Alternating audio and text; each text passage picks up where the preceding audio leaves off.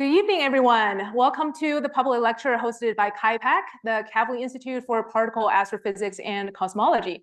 My name is Sinan Du. I am the Outreach and Engagement Manager at KIPAC, and I will also be your main host today. It is wonderful to see many of you today here in person and also online with us, since this is our first lecture in the 2024 season. We're very excited to present today's topic about dark energy because it's one of the most suggested topics in the audience feedback form some of you filled out. And if you have been following us for a little while, you may remember that last year we did a 3-part lecture on dark matter. And today we're actually going to be learning a little bit more about another not so well-known component of the universe, which is dark energy. So before we get started, I would also like to get a big shout out to the entire team who is supporting our event tonight. Those include the front desk staff, some of you already met. We have the AV tech team here, and we also have Jay, who is helping me manage the live stream. And also, I would like to introduce some of the online chat moderators who are subject matter experts on this topic, and later you will see them on the live chat. So I will give them a chance to say a quick hi to everybody. So to start with, we have Phil. Hello, I'm Phil Mansfield. I'm an astrophysicist who studies dark matter. Thank you, Phil. Next, we have Elise.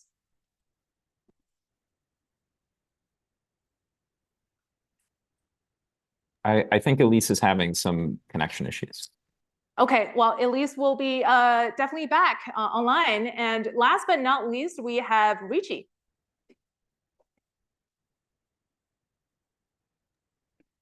Hello, everyone. I'm Richie. I'm a 5th-year grad student here, working with Riso Wexler, and I mainly focus on dwarf galaxy formation, galaxy halo connection, and cosmological simulations, which obviously include dark energy. So pretty related to today's talk. Well, thank you all. And for those who are joining us online, well, you will see the chat box on the right-hand side of the YouTube page, and we welcome all kinds of questions and discussions over there. The chat moderators will be answering most of the questions as they come in, and the remaining will be saved for Sandy to answer at the very end. And for all of you who are here joining us in person, please save your questions to the Q&A session at the very end. Sandy will be here to answer all your questions. And just a kind reminder, we would really appreciate it if you could put your cell phone on vibration mode. So it is my great pleasure to introduce the star of tonight, the speaker of the presentation, Dr. Sandy Sihan Yuan. Sandy is a postdoctoral fellow here at KIPAC Stanford. He grew up in China, did his bachelor's degree at Princeton, and got his PhD from Harvard. He is specialized in developing big simulations of the universe and also developing statistical models that help us better understand dark energy, dark matter, and also the formation and growth of massive galaxies.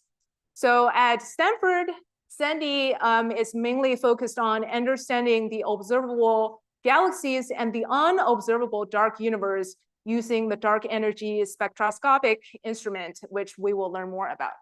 So without further ado, I'll turn this to you, Sandy.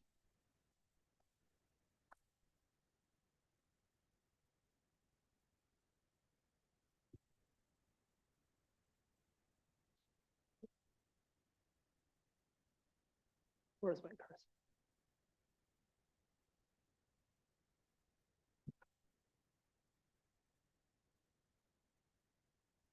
Wait, I think I've lost it. It's white. It's the white guy. Yeah. Okay, if I share my screen. Do they see that on Zoom? No, it's not shared.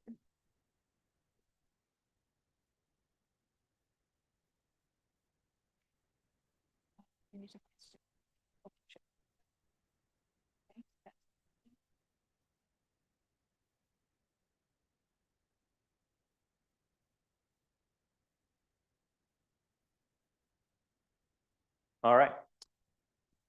Cool. So thank you, Xinan, for the very flattering introduction. And also, you know, Xinan has done a lot of work pulling this together. So also thanks to her. Yeah, so the only thing I'll add is I'm looking for a job. So if you have anything that keeps me off the streets, let me know. That's my email. All right, so let's get into talking about dark energy. Yeah, so this is going to be very casual. I'll talk about the past, present, future, both in terms of the universe, but also in terms of the human story behind the discovery of dark energy discovery. Yeah.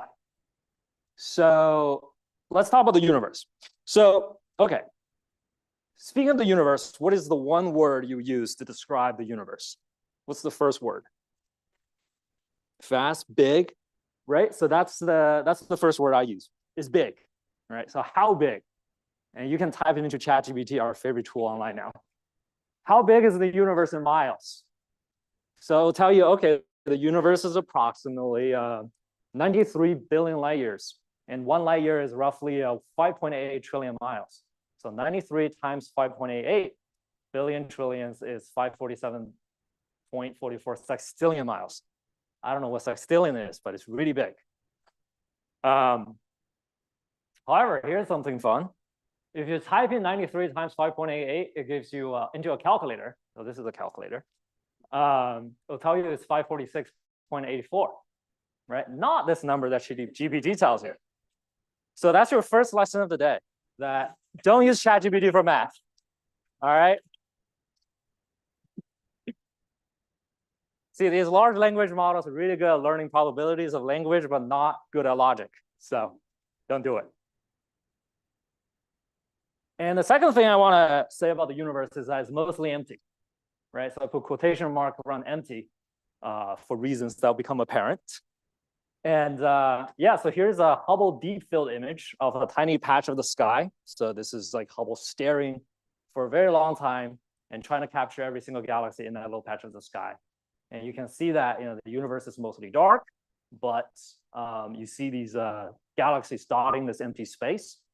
And you know, between these galaxies, you know, these distances is typically millions of light years. So very great distances between galaxies that seems to be empty. So kind of the first cosmological picture of the universe in the modern kind of scientific framework was proposed by Thomas Digges, who is a English astronomer in the 1500s. And he suggested that the universe is static, meaning that it's neither expanding nor contracting, meaning that things are kind of just fixed there in time, okay? This is very appealing because, you know, people look at the sky, people see that, you know, besides the planets and the moon that's moving, everything else seems to be fixed in space and time. So this quickly became a very prominent view that the universe is static, okay? But if you know a little bit about physics, you know that doesn't really make sense because gravity dictates that galaxies should fall towards each other in the absence of other forces. So galaxies should collapse onto each other, not stay there and be static. So then Einstein came around in 1917, and he decided that, well, he didn't decide that. He actually did the math. You know, he had GR, right, general relativity, and he used the Einstein field equations and realized that in order to have a static universe, you need an additional term in his equations to counteract gravity, right? So you have gravity pulling things together, and you have these a new force that is pushing things apart. And he called it the cosmological constant, okay? However, this cosmological constant proposal has some issues. First of all, it is an unstable solution. So what does that mean? So that means that, sure, you can have you know, the exact same force that counteracts gravity, but if the universe expands a little bit, then there's more space between these galaxies, and that creates even more force pushing the galaxies apart. So if the universe expands a little bit, it will keep expanding, and if it contracts a little bit, it will keep contracting. So this static universe is a very unstable equilibrium. So there's no reason why we should be in that unstable equilibrium. So that's the first problem. The second problem is that this cosmological constant had no viable physical explanation, at least at the time, okay? And then came the discovery of an expanding universe. So here's a brief history of the discovery of the expanding universe. So first in 1922, Alexander Friedman, a Russian mathematician and physicist, that's him, he realized that if you use Einstein's general relativity, it actually allows for an expanding universe, not necessarily a static universe. So this is kind of the first theoretical realization that the universe could be expanding under the rules of math and physics. And then in 1924, Swedish astronomer Knut Lundmark observed that further galaxies are moving faster away from us. So this is the first kind of observational evidence that you know, things are kind of moving away from us instead of standing there in space and standing still. And this is Knut Lundmark before he became an astronomer. This is after he became an astronomer. In 1927, Belgian physicist Georges Lemaître combined the theory of general relativity and Knut's measurements to show that the universe is indeed expanding. Okay, so he's actually the first one to find that the universe is expanding, and he published it in a French journal that no Americans read. So in 1929, American astronomer Edwin Hubble redid the same thing and published an English journal that confirmed Lemaître's results with his own observations. So Edwin Hubble got credit for the expansion of the universe. Lemaître did not. And when Einstein realized that the universe is indeed expanding and it's totally allowed, it's totally predicted by his general relativity, theory of general relativity, he called it, this is his biggest blunder. Okay. So what do we actually mean by an expanding universe? So this is kind of the regional plot that Edwin Hubble put out in his paper that showed that the velocity of galaxies moving away from us and the distance to these galaxies have a positive relationship. So there's this positive line that you can draw between these data points, right? So if you're standing on Earth and the galaxies are moving away, and this velocity is proportional to the distance to the galaxy, that's how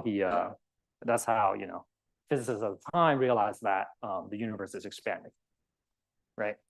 And it's important to note that this expansion is also isotropic, meaning that everywhere you look in the sky, things are all moving away, right? It's regardless of the direction you look. So it's like you're sitting on Earth and everything is moving away from you. So this expansion also has no center. So if you're sitting on Earth, you might think that Earth is the center of the universe because everything is moving away from you. But the actual scenario is that there's no center. So to explain that, kind of visualize that, I like to use this expanding balloon analogy, where if you think of the surface of the balloon as a 2D universe, and then you put some galaxies on there, and you blow this balloon up, right? To the galaxy on the surface of the balloon, everything is moving away from it, right? And then this is true regardless of which galaxy you stand on. But the center of this expansion is in the center of the balloon, right? It's not in the universe that is this 2D surface, right? So to a little human living in this 2D universe, they'll have no way of conceptualizing where the center of expansion is. So we're kind of in a similar situation where space is expanding everywhere uniformly, but we can't really think of where the center is. So what are the implications of this cosmic expansion? So we go back to Georges Lemaître. He very quickly realized that this might imply that there was a Big Bang, okay? So because the universe is expanding, that means that if you go back in time, that means the universe was smaller. And he actually did the math and realized that the math predicts that the universe within a finite amount of time in the past was a singularity, okay? So the universe started as a singularity and exploded, and it became what it is today. And that happens within a finite amount of time, meaning there's an age to the universe, that the universe wasn't forever.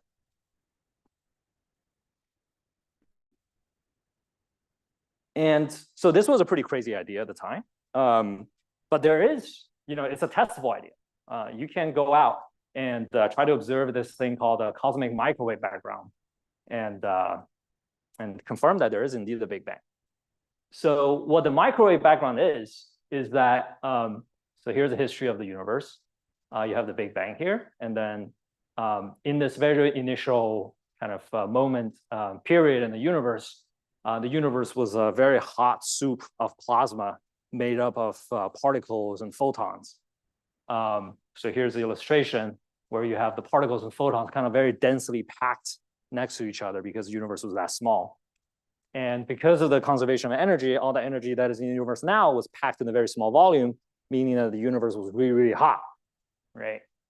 But as the universe expands, so the universe, when it was really dense and really hot, it was opaque, meaning that the photons can't travel freely. The photons are constantly bumping into particles and can get out. But as the universe expands, the particles become sparser, and then the photons suddenly find space to free stream. They can leave, right? So now they're not happily traveling throughout space, okay? And because, as an astronomer sitting here on the satellite, when you look out really far into the universe, right, you're also looking back really far in time, right? Because as the photons you're receiving now that came from very far away in the universe took a long time to get here, right? So the photons was emitted a long time ago. So in principle, if you just keep staring, right, you can see the photons that came from the moment when the universe became transparent, right? So that radiation that you can see in principle is the cosmic microwave background. It's the afterglow of the Big Bang in the moment the universe became transparent. So in the 1960s, scientists actually started thinking about trying to detect this cosmic microwave background, right? And it actually was a very serendipitous discovery in that Penzias and Wilson were using a new satellite communication radio telescope to try to detect the radio wave that was bouncing off of communication satellites. And they found this 3 Kelvin background noise everywhere in the sky that they just didn't know what it was, right? They famously scooped out all the bird poop in their antenna to try to eliminate that as a background noise. And it's not until a group of Princeton who were thinking about the Big Bang heard about this issue that they reached out and were like, I think you guys discovered the greatest thing ever in cosmology. And here is a picture of Penzias receiving the Nobel Prize for the discovery of the CMB in 1978. Sometimes that's just how science happens, So, so we have the Big Bang. We have a theory about the beginning of the universe. What about the end of the universe, the fate of the universe, right? So there are different possibilities. So what we know is that the universe is expanding right now, and then there was a Big Bang sometime in the past, but we don't know how the expansion rate is changing over time, right? So the expansion could be slowing down. That means the universe could be contracting in the future and go back to a singularity, or the universe can become a constant size and just kind of become static, or it can just keep expanding at a constant rate. Pretty boring. Or it can have accelerated expansion, which would be crazy. So, and then came 1998 when we discovered that the universe is indeed accelerating. Okay, so how do we find that? It's again by going back to this distance velocity relationship that Edwin Hubble and Georges Lemaitre used in the 1920s. So here again, on the x-axis you have velocity at which galaxies are moving away from you. On the left-hand side is slower, and on the right-hand side is faster. And on the y-axis is a distance, and at the bottom is closer, and at the top is far away. Okay, And also remember that the things that are closer, you're looking at their state in more recent time. And the things that are further, you're looking at their state from an earlier time, right? So this is also the time axis in cosmology. So if you observe, at some distance, right? If you pick some distance and you observe a galaxy there, if its velocity is slower in the past than it would be today, that means the expansion now is greater than in the past. That means the universe is accelerating, right? So this red line means the universe is accelerating. And conversely, the blue line means the universe is deaccelerating, where at fixed distance, the velocity is greater than what it would be today, okay? So that's a deaccelerating universe. So the point is that if you measure the shape of this distance velocity curve to very high precision, you can actually see whether the universe is accelerating, deaccelerating, or constant expansion. And that's exactly what Adam Rees, Saul Perlmutter, and Brian Schmidt did in 1998 in their paper. So this is a plot that kind of adapted from their paper, where you have velocity and distance exactly like here. And they measured the distance and velocities of a bunch of galaxies to very high precision. And they found that these points are tilting upward, meaning that the universe was accelerating. And a lot of other astronomers redid this study with other types of galaxies and found the same conclusion, and they won the Nobel Prize for it. Okay. So the universe is accelerating. That's crazy. But what is actually causing this acceleration? What is actually pushing everything apart? Right. That's the question now. So that's where the idea of dark energy came about. So the idea is basically that you have galaxies and gravity is pulling them together, but you have dark energy that is pushing things apart, right? And then the dark energy more than counteracts gravity and becomes the force that moves things apart. So you might remember that this is kind of exactly the same thing as Einstein's cosmological constant, except Einstein did it to keep the universe static. But now you actually just need to turn it up a little bit more to make the universe accelerate, right? So mathematically, Einstein was always right. He figured it out. So he's pretty cool. And now we have theory has advanced a lot since the 1920s, and we know that the properties of this dark energy is actually very similar to vacuum energy, which is a prediction from quantum field theory, where the space itself is associated with a minimum energy density. So that behaves in exactly the same way as what we see with dark energy, except vacuum energy is the prediction for vacuum energy is orders of magnitude larger than what we see with dark energy. So there is inconsistency there between quantum mechanics prediction and dark energy. So this is a very active area of research to try to reconcile these two pieces. Also in the context of building what's called the grand unification theory, where the dark energy, which is a product of general relativity, and vacuum energy, which is a product of quantum mechanics, they can reconcile these things and have one unified theory of the universe. So basically, we have discovered the dark energy at this point, but we have no idea what it is. Okay. But what we can do as astronomers is we can study its behavior by precisely measuring the expansion history of the universe, right? We can see how it affects how things move. We can see how it affects the behavior of the universe. And that's exactly what we're going to do. Okay, so we're going to go back to this distance velocity plot. You're going to see this plot a lot in this talk, so my apologies. Yeah, so how do we actually measure the expansion of the universe in detail? So you have distance and velocity. So the first step is to measure the velocity of galaxies moving away from you. So that is relatively easy, but measuring velocities is relatively easy because what you use is Doppler shift. Okay, so if you have something moving away from you, then the light that comes from it gets shifted to the longer wavelength. And conversely, if something is moving towards you, then the wavelength becomes shorter, right? So by measuring this Doppler shift, you can measure the velocity at which something is moving away from you or towards you. However, measuring distance is a lot harder, right? So you need both velocities and distances, but measuring distance is the hard part. So the first thing, so the first thing people do is they look for objects with known brightness, right? So the idea is very simple, right? So if you know the brightness of something, the further it is away from you, the fainter it becomes, right? So by measuring the apparent brightness by measuring the apparent brightness and compared to the intrinsic brightness that you know, you can deduce how far a galaxy is, right? So this is exactly what people did.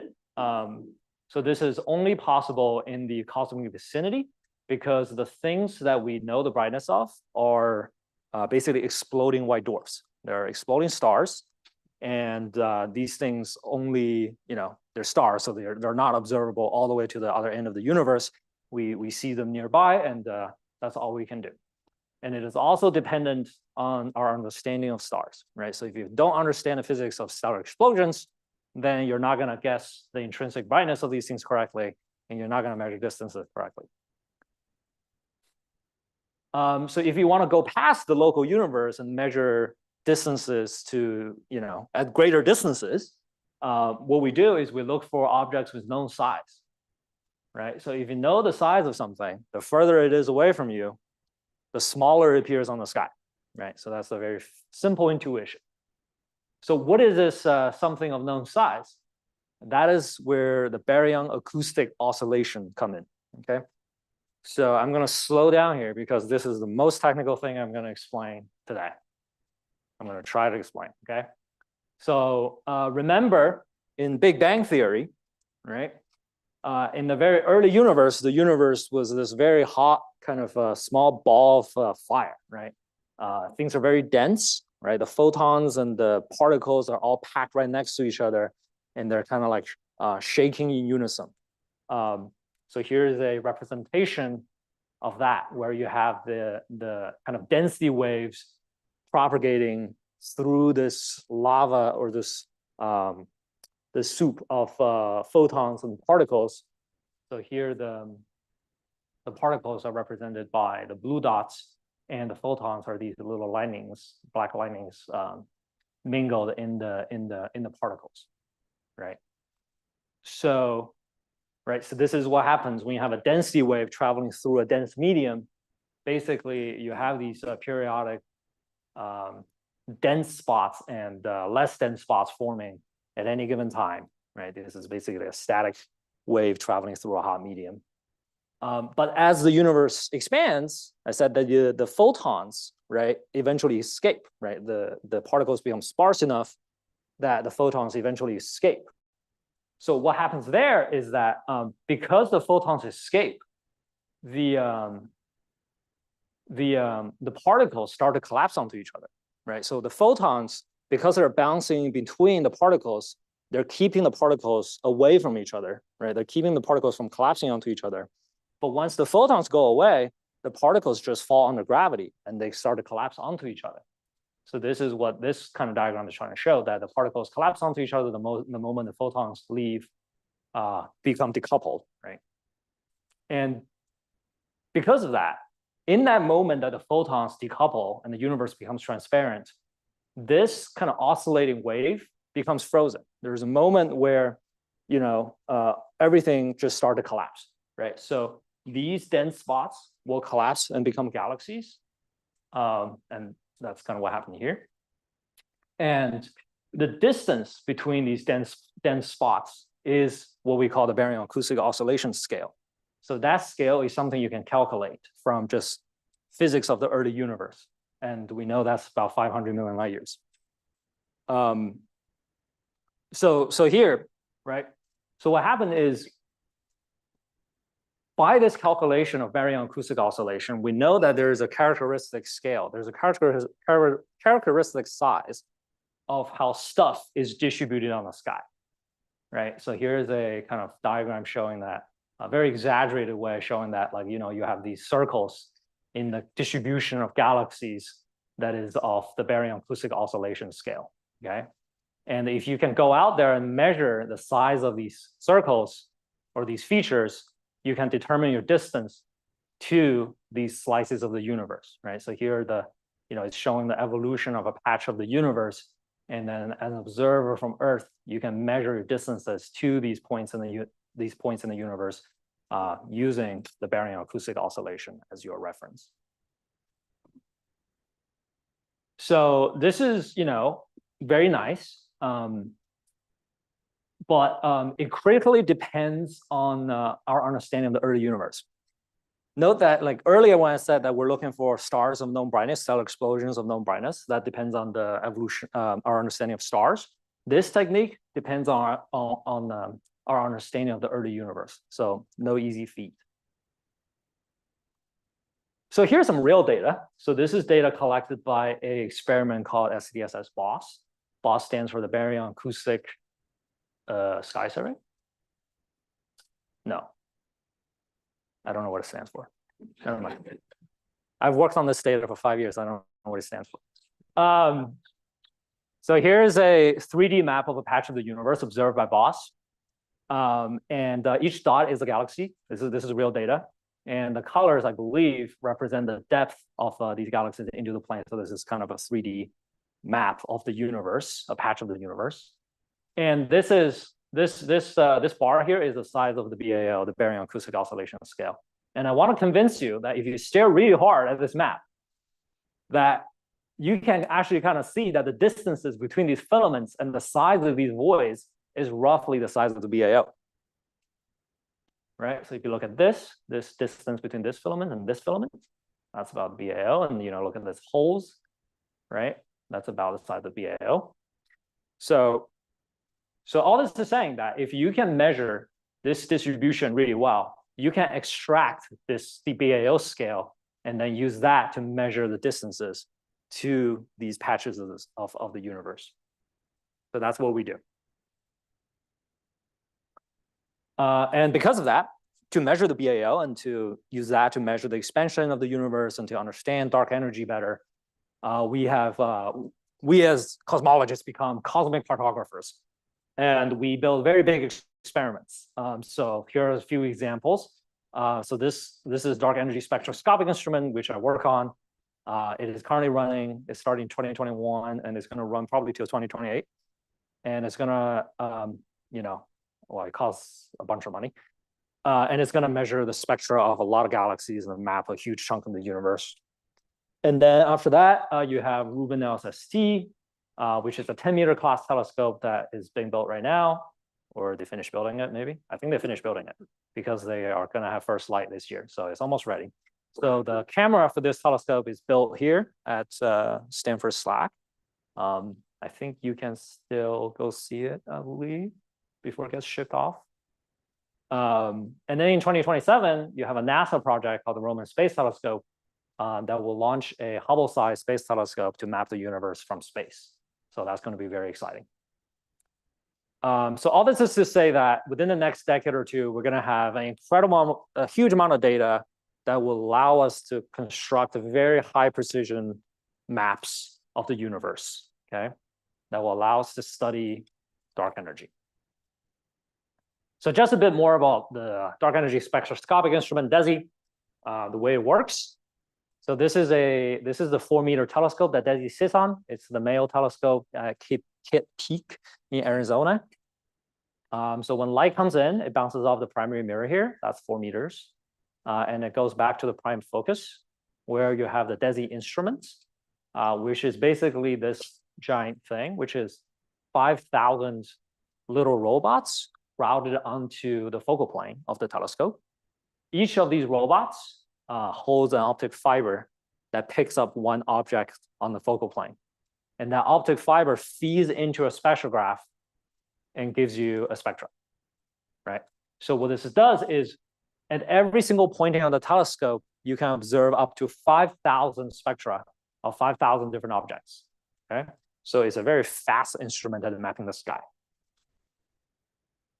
So here's a little video showing the so-called 1% data set of DESI, which is public now. So as the name suggests, the final data set will be 100 times bigger than what's shown in this video. So just to keep that in mind. So here's a fly through. Okay. Yeah, so the Earth is obviously in the middle, right? That's where you observe.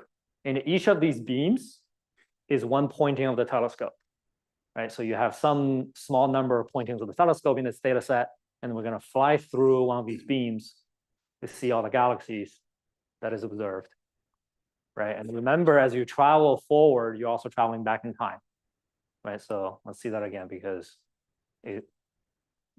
because it's cool and it costs a lot of money. Okay, well, you get the idea.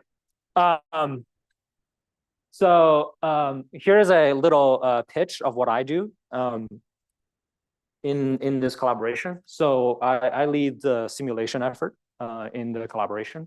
So I titled this very this slide very I said the world's largest simulation of the universe. Okay, because by some metrics we run the world's largest simulation of the universe. So here is a visualization. So each of these little blocks is a about 10 billion light year width simulated universe. So you blow up. This is a 10 billion light year simulated universe, and then you can zoom in on one of these patches of the sky. You can see the filament structure. And then you zoom in further, you can see the individual galaxies and whatnot. So, it's a very high resolution simulation. It's very large. It's 60 trillion particles, okay?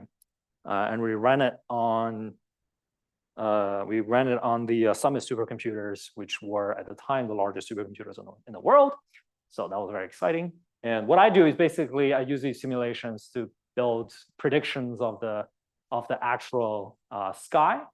And I use that data and use our models to then infer what the underlying cosmology, the properties of dark energy, dark matter is. So that kind of fun stuff. So here's a plot just to show like the way we present our results on our science, right? So this is a weird contour plot. On the x-axis, you have dark matter fraction. So what fraction of the universe is dark matter? And on the y-axis, you have what fraction of the universe is dark energy. You see that it's going from 0 to 1, 0 to 1. And this dashed line here is where this two fraction adds up to 1, okay? So what that means is that the universe is flat. When these two things add up to 1, the universe is flat. And these blue contours, so these two blue contours, represents where we believe, according to the data, we take the data and we run our models and whatnot, and this is what we believe the data is telling us what the true fraction of dark energy, fraction of dark matter is in the universe using BAO measurements, baryton acoustic oscillation measurements. So, by these contours, the universe is about 30% dark matter, and the universe is about 70% dark energy, and the universe is flat, okay? Consistent with flat, so that's good. Well, that means that our standard model works well, and we can all sleep at night. And the red contours is results from a supernova survey, which is a different way of measuring the expansion of the universe that I'm not talking about today. And the gray contour is the cosmic microwave background. So this is another way of studying the universe. Yeah, so from these from BAO you can get the fraction of dark matter and fraction of dark energy, so that's great. Another thing that we really care about in terms of dark energy is the dark energy equation of state, right? So what the equation of state is that it characterizes the thermal properties of a substance. So it's basically defined as pressure over density, right? So it measures that water has an equation of state parameter W, and then air has an equation of state, and dark energy also has an equation of state. So we want to measure that to answer the question whether it's water or air, We know it's not either of them. But there are a lot of different theories of what dark energy is. And the measuring W will help us differentiate between these different theories, right? And the standard cosmological theory, where you have a cosmological constant, predicts that W equals -1. And very interestingly, if W is less than -1, it will result in what's called a big rip, okay? So in that case, the universe, the dark energy is so strong that eventually it will rip everything apart, including the gravitationally bound objects like galaxies and stars, right? And you and me will all just be ripped apart if we live to see the day. So that would be very sad. However, very luckily, we combine our best measurements and we find that W is -1.01 plus minus 0.04. So it's consistent with -1. So we're probably not heading towards a big rip. However, the standard theory works very well so far, but there are problems that are emerging. So the most famous one is this Hubble tension, right? So what you're measuring here is the expansion rate, the current expansion rate of the universe. So the slope of that distance velocity relationship, and that's known as the Hubble constant, should be the Lemaître constant, but here we are. Yeah, that number is somewhere at around 70, okay? And on the x-axis is the publication year where different measurements are made. And there are two classes of measurements between blue and red. So blue is what I call nearby measurement. So this is looking for exploding stars of known brightness.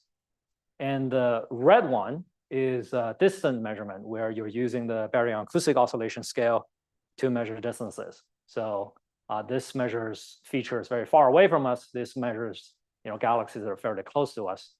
And you can see that as time goes on, the measurements are becoming better as the error bars are shrinking, but there now emerges a tension between these two classes of measurements.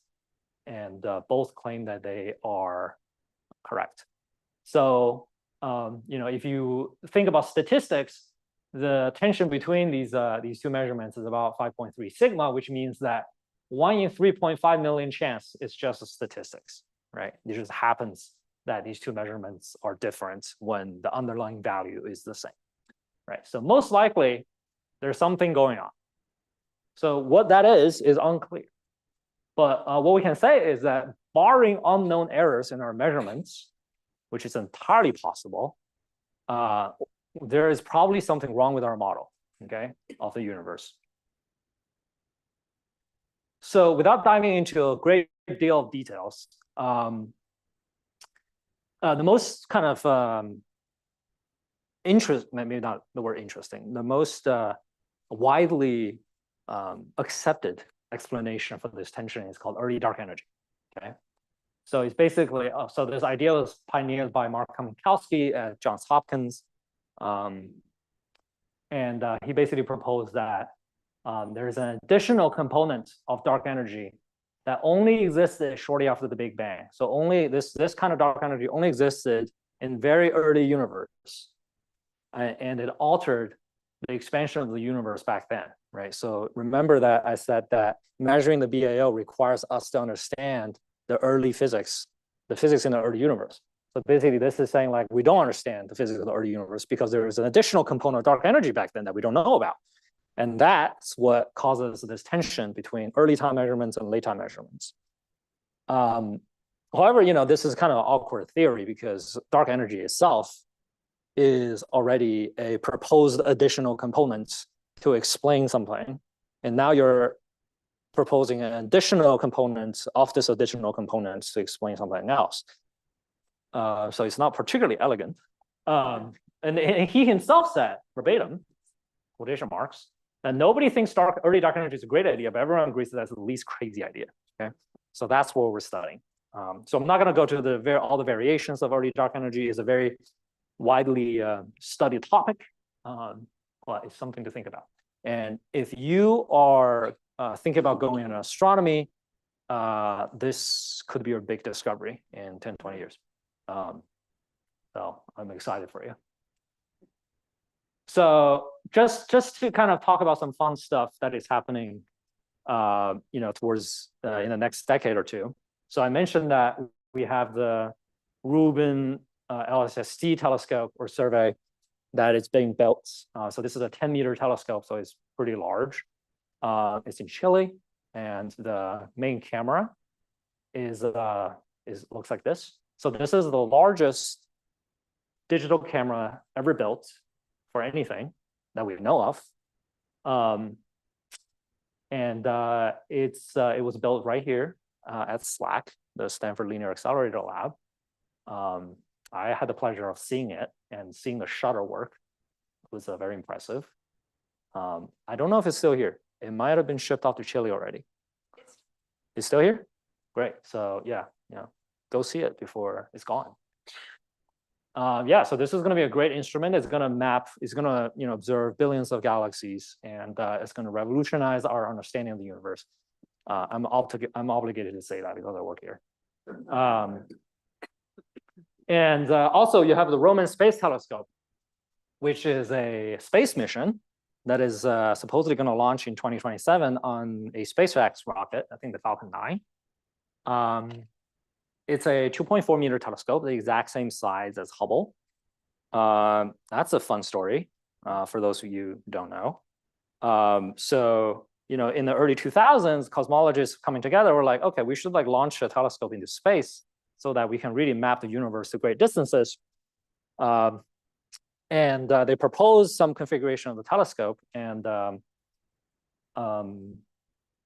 then one day, the National Reconnaissance Office, the people who build a lot of telescopes, but they point it downwards instead of up, they came to NASA and be like, look, we have 2 telescopes that's sitting in our warehouse that we're not going to use. So why don't we give you 2 for free? Okay. And NASA was like, oh, great. And then the cosmologist was like, oh, great. Okay.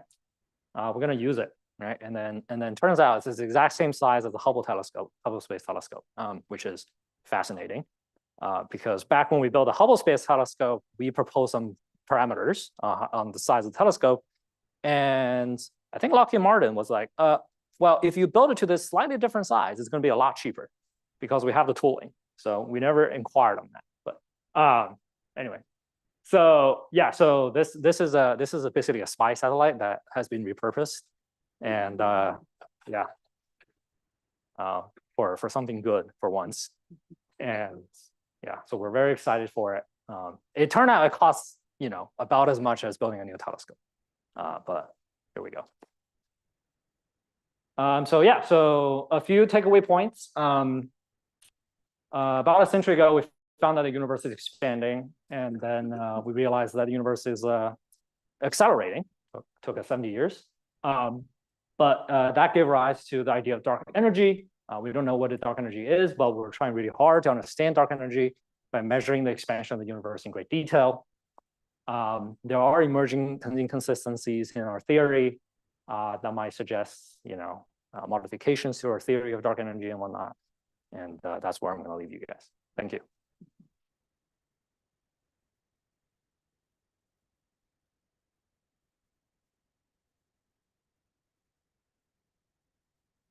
Fantastic. Well, thank you very much, Sandy, for a fantastic talk. All right, so now it's our Q&A time. Anyone who was very intrigued by all the amazing facts and some jokes cracked by Sandy, anything you would like to ask? Over there.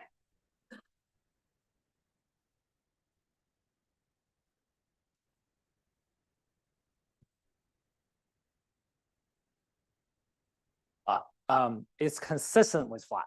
It doesn't mean the universe is flat. It's the oval sit on top of the line. That means the 2 things are consistent. Yeah. Great, and we actually have a question from one online audience asking, so you talked about the Doppler shift, right? But there's also something called the cosmological redshift, where the photons emitted by an object is just getting longer, lesser energy, longer wavelengths as the universe is expanding. So that energy gets lost, but where did it go? So first of all, the redshift is basically Doppler shift. That's same thing. The Doppler shift I was talking about is the cosmological redshift. I believe that the energy, yes, the energy you're receiving. What are you doing? So that we're standing closer. Oh, okay. I think there's a dilation of time where the energy becomes less, but you integrate over a longer time for the same amount of photons. So the energy is still conserved. Thank you. Question over there.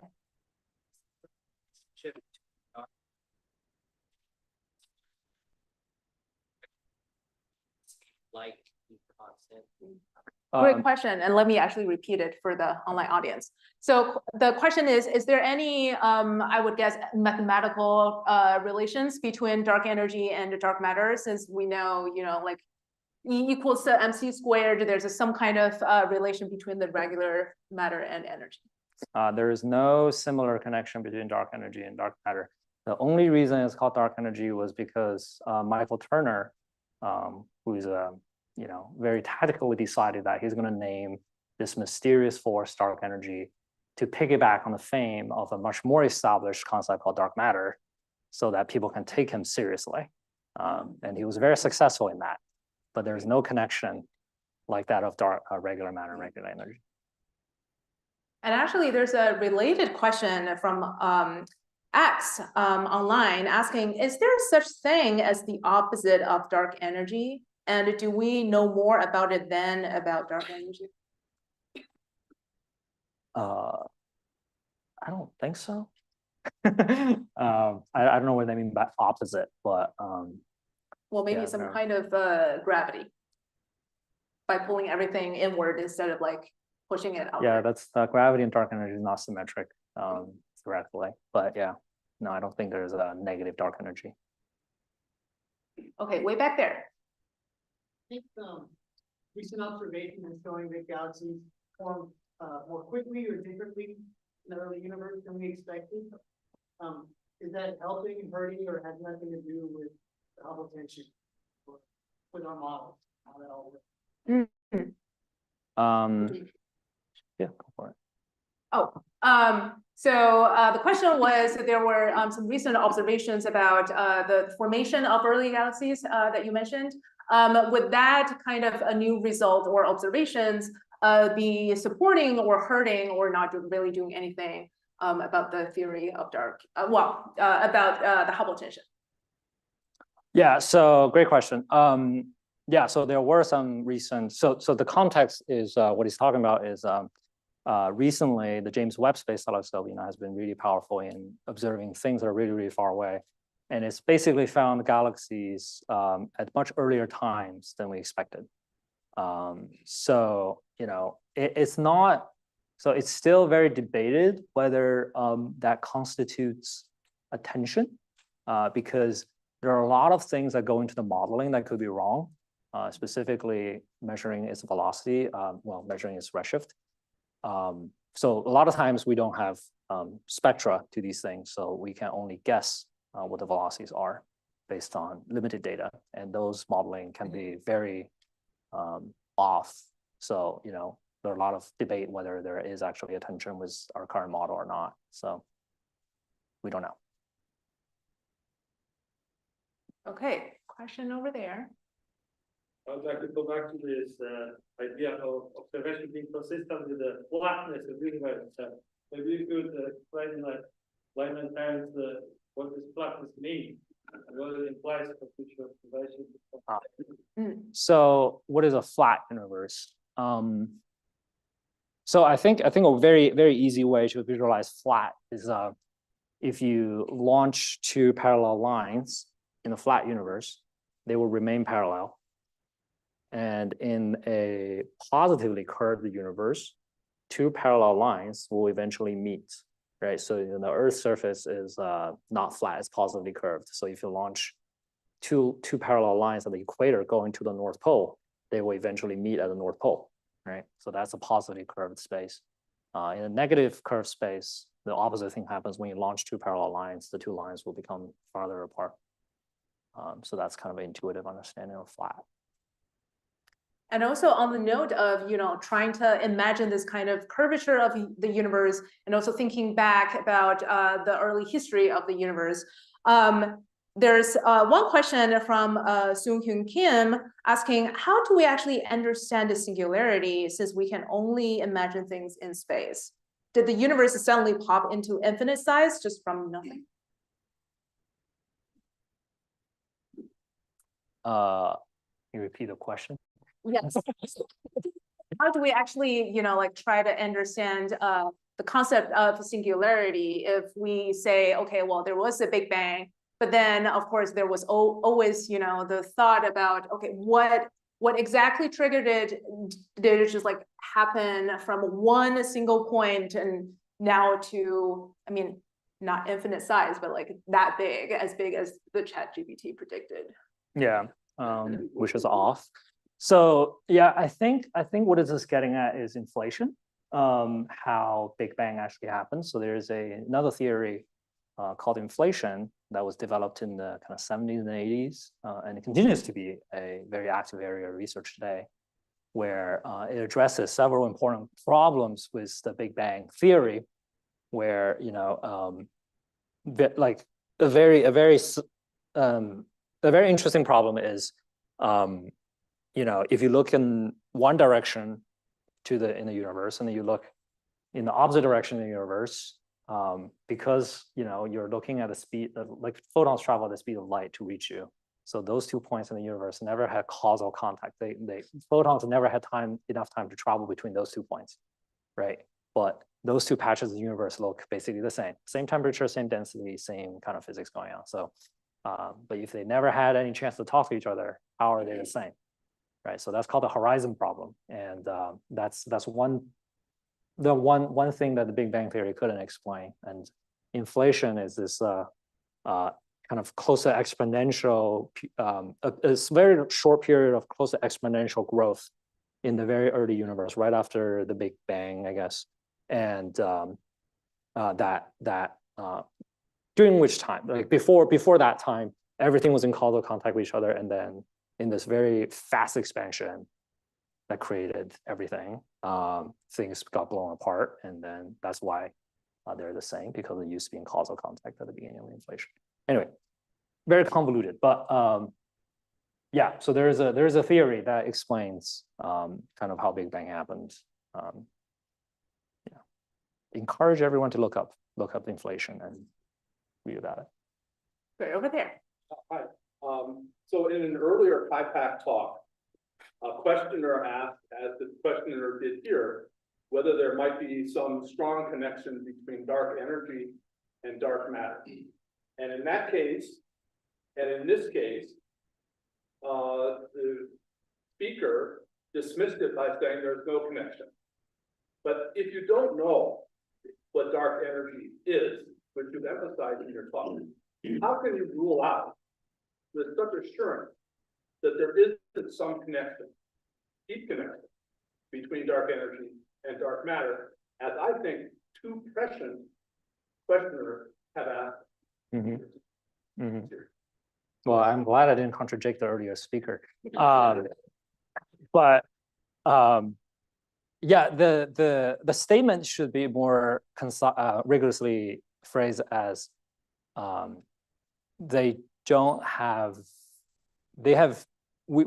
don't know what they are, but we know their behavior.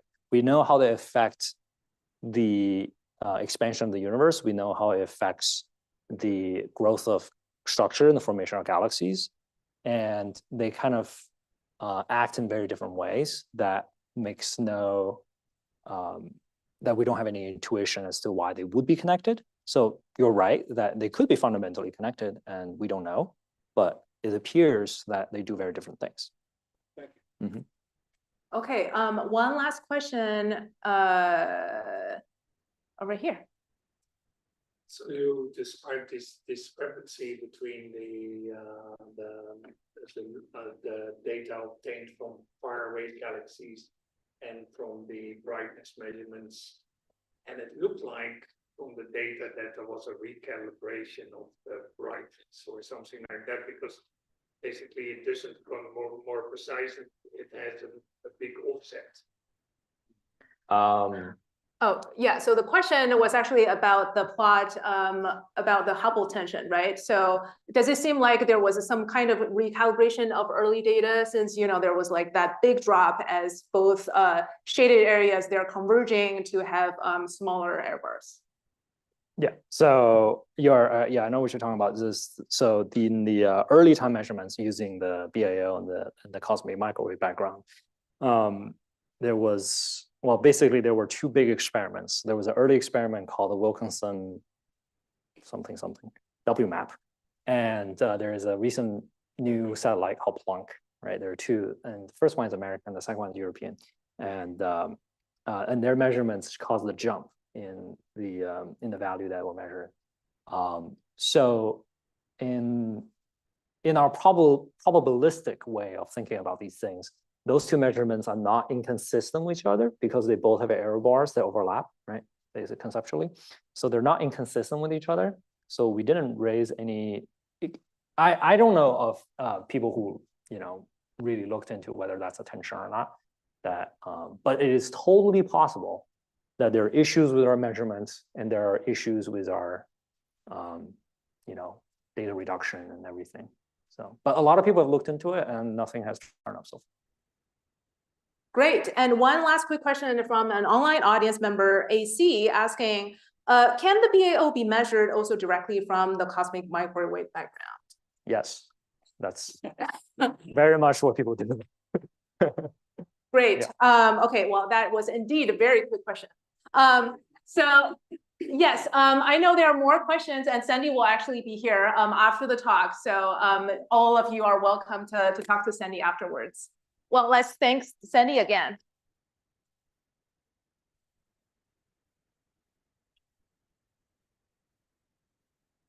Before we wrap up the event, I also wanted to quickly show you guys what is upcoming in April. So March is a sort of a quiet month, but we have a bunch of lectures and also events planned for the spring quarter. So coming up, we have a two-part lecture series on black holes, which is again one of the most popular topics all of you suggested in the feedback form.